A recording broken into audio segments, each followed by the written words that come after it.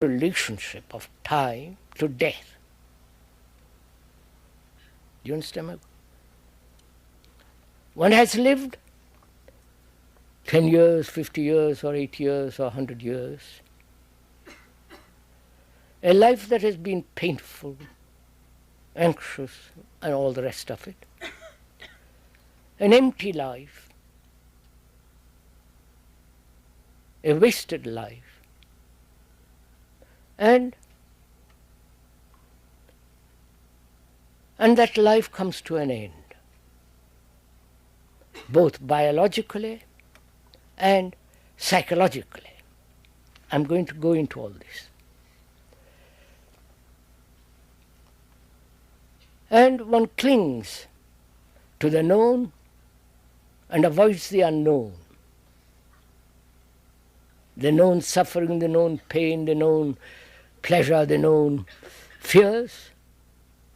One clings to all that, which you call living. And one is frightened to let go all that which you have to do when death comes. So there is the interval between the living and the dying, the process of time.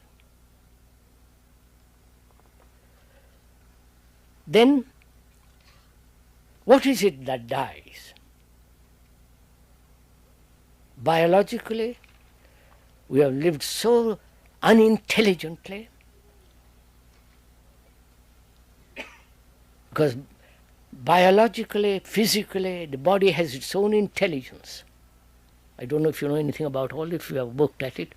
It has its own intelligence. If you leave it, if you don't spoil it through taste, through gluttony, through smoke, drink, drugs, and all the rest of the business that one goes through. If you don't go through that, that is through taste, habit, custom, tradition, then the body has its own intelligence. That body organically dies, the organ dies. We know that. But also, we say there is something me, which is me, must continue. Because after all, I've collected so much experience. I want to finish that book before I die. I must be successful. Give me another few more years. And so on, so on. So what is it that is me that says I don't want to die? I must have some kind of continuity. You understand? This is our craving right through life. From the ancient days, from the Egyptians down to the present day, and before the Egyptians, the ancient Egyptians, not modern Egypt, this has been the problem. A continuity and an ending. The desire, the immense drive to continue. My pleasure, I want it fulfilled tomorrow. When you say there is no tomorrow, how it becomes a tremendous despair. You understand? So, there is death.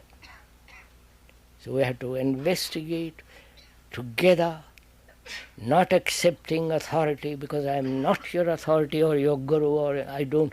To me, gurus are dangerous in spiritual life.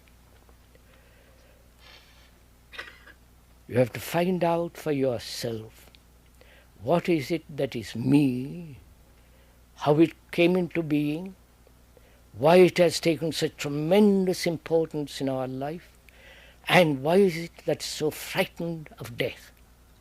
You understand? The me has come through words, through experience, through knowledge.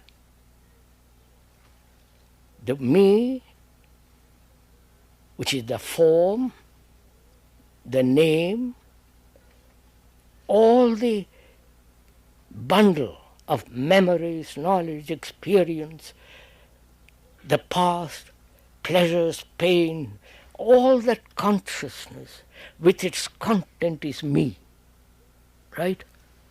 Right? Don't, please see it for yourself. You say that's only not me, that's only memory, therefore it's a material process, but there is a me which is spiritual. The Hindus and others maintain, and probably some of you maintain, that there is something spiritual in me. Me is the essence of that spirit.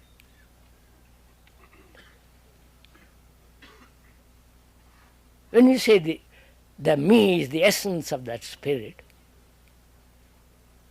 covered over by all kinds of darkness, like an onion with many, many layers, that essence of me, of the essence of the highest is me, that's still part of thinking. Right? When you feel that it is, the essence is me, that's part of your process of thought. Somebody has put it into your mind, or you have invented it yourself. I wonder if you're following all this. You may not believe it, but thought has created this. But thought is a material process, because thought is knowledge, experience stored up as memory in the brain, and that brain that responds to that memory is thinking. We went through all that the other day. We won't go into it. So, thought is a material process. Though thought can say there is spirit in me, but it is a material process. When you say I have faith in God, it is a material process. The faith in God, God being your projection of what you think is the most beautiful, omnipotent, all the rest of it. It is still process of thought. So, there is nothing, please bear with me, go into it very deeply, there is nothing but the movement of thought which has created the me or the essence of the spirit. It is still thought. So it is still material process.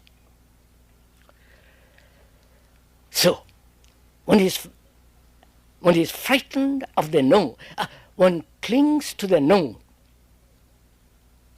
And one is frightened of the unknown, which is there. Right? Do you understand this? So, time is the living, a long interval, and death. We said time is a movement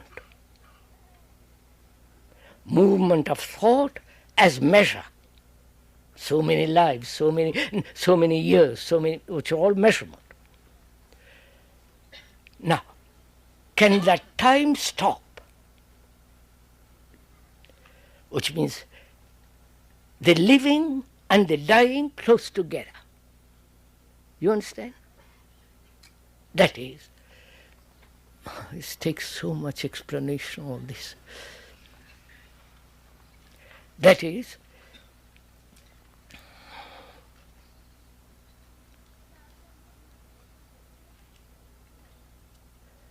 death means the ending of that which has continued, right? See how important it is that which continues becomes mechanical, right? And therefore there is nothing new.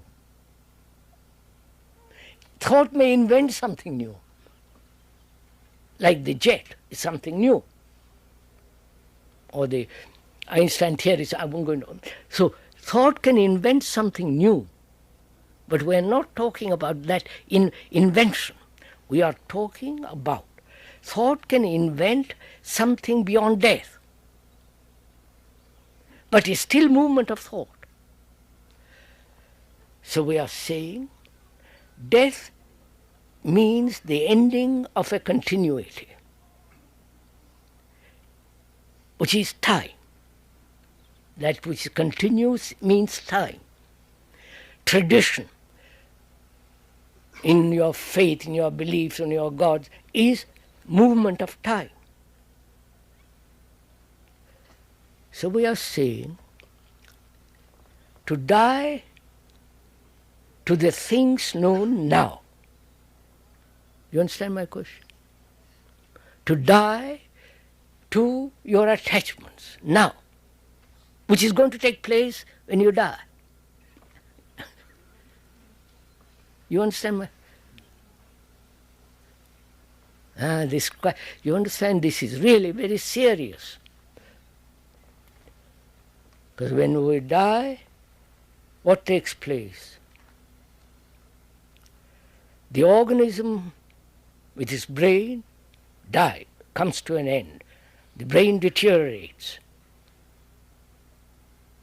The brain, which contained memory in its cells, as experienced knowledge, that brain withers away. So there is ending of thought. And can there be an ending of thought while living? You understand my question?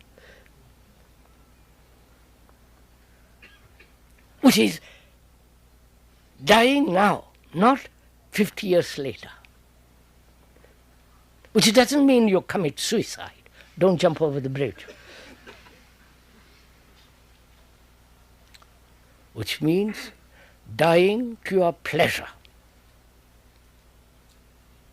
Of course, you will die to your pain. That's very easy.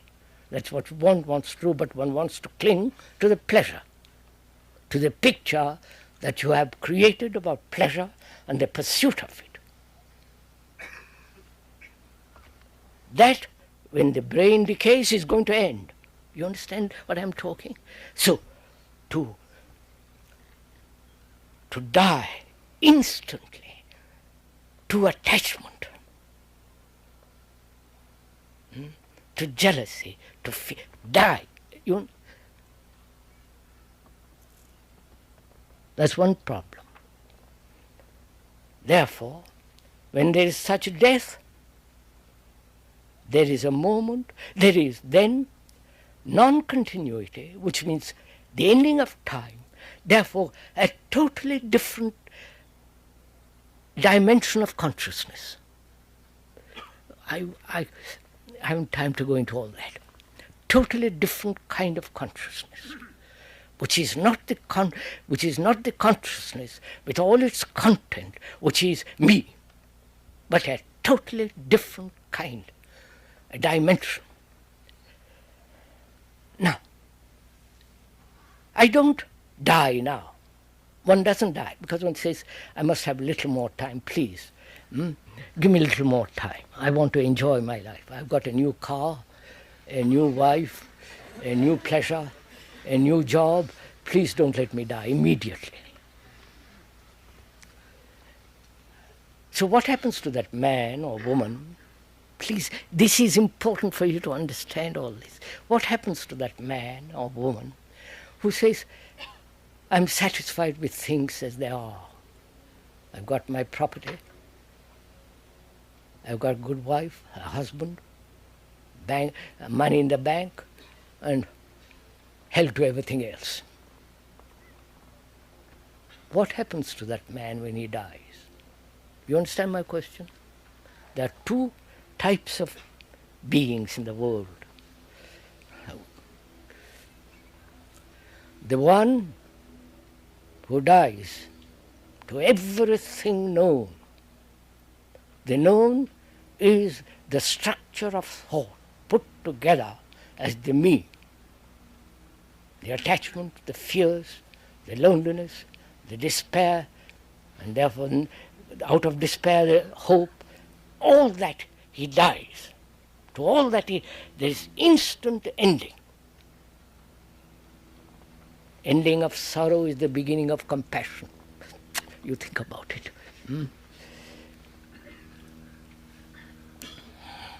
Don't think about it, do it. Now what happens to the man who doesn't do all this? Who is lazy, indifferent, becomes serious about something which is trivial, or he thinks it is very important to follow a guru and all that silly stuff. What happens to that man or woman? You understand my question?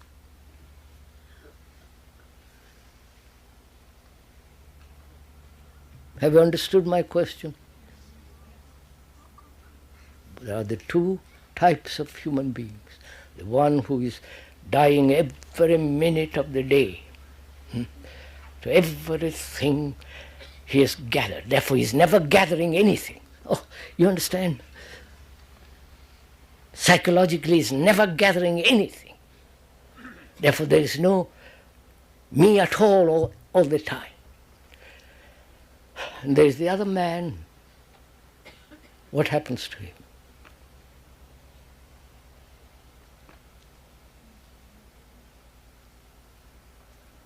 So what is the other man? The other man is the human being or the woman, the human being, like every other human being in the world. He has lived in sorrow, in despair, in agony, tears, like the rest of the human beings.